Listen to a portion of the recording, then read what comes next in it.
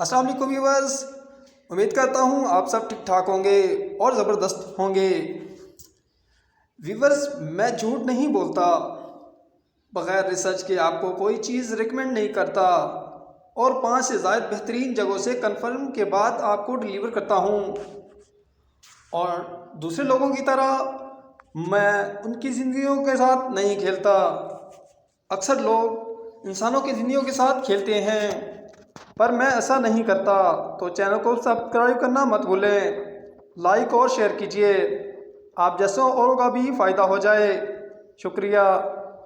ये सदका समझकर शेयर करें। नाज़रीन, आप सौंफ, मिश्री और बादाम की अफादियत तो जानते ही होंगे, पर इन सब को मिलाकर अफादियत लाखों गुना ज़्यादा बढ़ जाती है।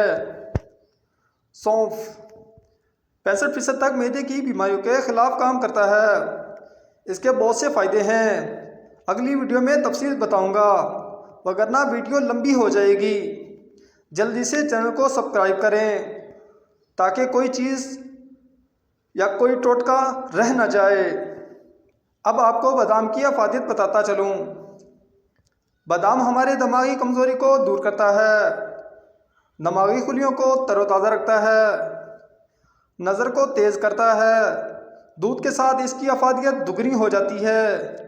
इंसान के जिस्म को पोटाशियम और मैग्नीशियम, कैल्शियम और दीगर चीज़ों की ज़रूरत होती है, और इसके अंदर ये सब बड़ी मिक़दार में मौजूद है। इसलिए इंशाअल्लाह आपकी ऐनक बहुत जल्द उतर जाएगी। नोट फरमा लें, मिश्री 3 माशा, सौंफ 3 माशा और 6 अदद बादाम।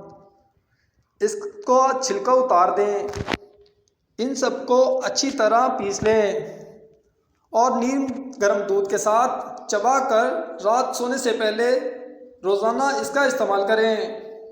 इसके बाद किसी चीज़ को नहीं खाना है और फिर सो जाना है।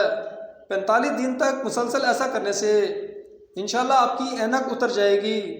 चैनल को सब्सक्राइब करना मत भूलें। अल्लाह आपकी नस्लों